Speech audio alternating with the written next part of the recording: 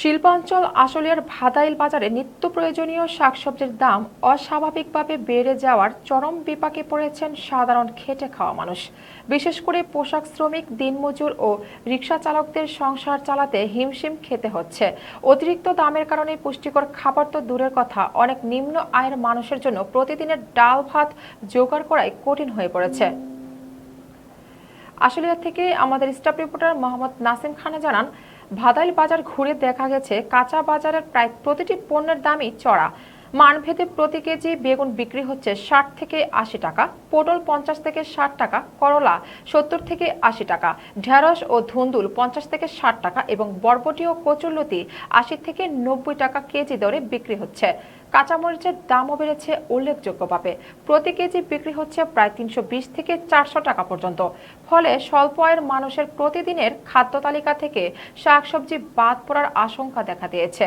ভাদাইল এলাকার নাগরিক কমিটির সভাপতি মোহাম্মদ আনোয়ার হোসেন ক্ষোভ প্রকাশ করে বলেন, মাসের নির্দিষ্ট বেতনে সংসার চালাই, চাল, তেল ও ডালের পর যেভাবে সবজির দাম বেড়েছে তাতে পরিবার নিয়ে বেঁচে থাকাই কঠিন হয়ে পড়েছে।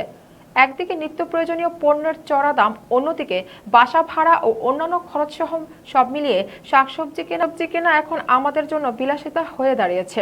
স্থানীয় ক্রেতাদের দাবি, বাজারে নিত্য প্রয়োজনীয় পণ্যের দাম নিয়ন্ত্রণে কার্যকর বাজার তদারকি জোরদার করা প্রয়োজন। একই সঙ্গে অসাধু ব্যবসায়ী ও অতিরিক্ত মুনাফাখোরদের বিরুদ্ধে ব্যবস্থা নেওয়ার দাবি জানান তারা। টাকা বেশি, যেমন মূলার কেজি 60 টাকা 70 টাকা, মরিচের পোয়া 80 টাকা 90 টাকা, আগে ছিল 50 টাকা 60 টাকা, পেঁপের কেজি 35 40, পটলের কেজি 60 70, শসা বেশিটা 50 60, হাইব্রিড 30 40, বরবটি 1 কেজি 80, কেজি প্রতি 10-15 টাকা বেশি মাল লেগে। যেমন ধুন্দুলের কেজি 70 80, টমেটো কেজি 120, পালং শাকের কেজি 80, যেমন করলার কেজি 1 কেজি 80 টাকা, সিম 1 পোয়া 70 টাকা 60 টাকা, তরকারির তুলনায় কেজি প্রতি 10 টাকা বেশি। মালের দাম বাড়ে, 1 কেজি কাঁচা মরিচের দাম বর্তমান 400 টাকা, বুঝছেন? মানুষের দাম হলে মানুষের চলে যায়, খাইতে পারে না। আমরা গরিব মানুষ কিভাবে খামো, কথা বুঝছেন? এখন এই যে কেজি সিসিংয়ে আছে 30 টাকা, এখন এসে 60 টাকা। এই সিসিংয়ের দাম হলে কাস্টমার চলে যায়, কিন্তু আমরাও তো বেচতে পারি না। মাল দাম কম থাকলে মাল বেচতে আরাম, ঠিক আছে? আমরা গরিব মানুষ খাইয়া বাঁচতে পারি। খেতে পানি গাছ তো নষ্ট হয়ে যেতেছে, এগুলি পাহাড় অঞ্চলের মাল, আর নদীর থেকে আসতে তো কেয়ারিং খরচা বেশি, প্রত্যেকটা মালের দামই বেশি। কাস্টমারের কাছে হিমশিম, আমরা তো কিনতে গেলেও হিমশিম খাইতেছি, এভাবে তো চলা যায় না। আগে আসলে তরকারির দাম অনেক বেশি বেশি, মানে পটল 80 টাকা কেজি, আগে 40 টাকা 30 টাকা, মানে 80 টাকা, কাঁকড় 80 টাকা, বেগুন 100 টাকা, পটল 120 টাকা, ভেন্ডি 60 টাকা। আগে ভেন্ডি 30 টাকা কেজি, মানে 80 টাকা। মানুষ নিবার চলতেছে না, মানুষ দাম দেখে খালি চলে যায়। মানুষ আগে নিবে 1 কেজি, অন্য 1 পা, মানে মানুষ এত দাম দেখে মানুষ খালি চলে যায়। একদম কাস্টমার নাই, দোকানের মাল লিয়ে বেরিয়েছি, কাস্টমার নাই, খালি থেকে দৌড় মারে। আর মরিচ সর্বনিম্ন 320 টাকা কেজি। গার্মেন্টস শ্রমিক, ওরা মালের যে উদ্যোগতি, এই কারণে কিনতে পারতেছে না। ধরেন যে মাসে ওরা বেতন পায় 15,000, রুম ভাড়া, ঘর ভাড়া, বাসা ভাড়া দেওয়ার পর ওরা 1 কেজি পটল 80 টাকা, কিন্তু অনেক কষ্ট হচ্ছে। তো 1 মাসে এই টাকাতে সংসার চালাইতে হিমশিম খাচ্ছে।